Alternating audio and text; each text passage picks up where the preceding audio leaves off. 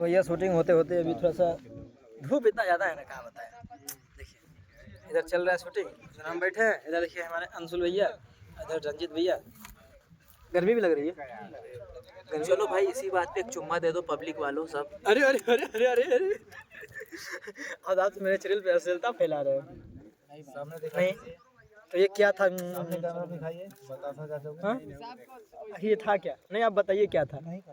अरे अच्छा हाँ, देखिए मेरे सामने बैठे हैं। आएगा क्या? जूम करते हैं। नहीं आ रहा इधर से। मतलब सामने बैठे हैं मनोज टाइगर सर, बतासा चाचा जिनको आप लोग जानते हैं, बतासा चाचा के नाम से। एक सेकंड दिखाते हैं।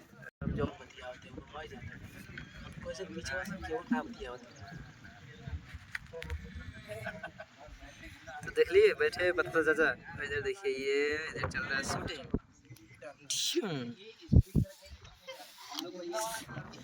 अभी क्या ले रहे हैं?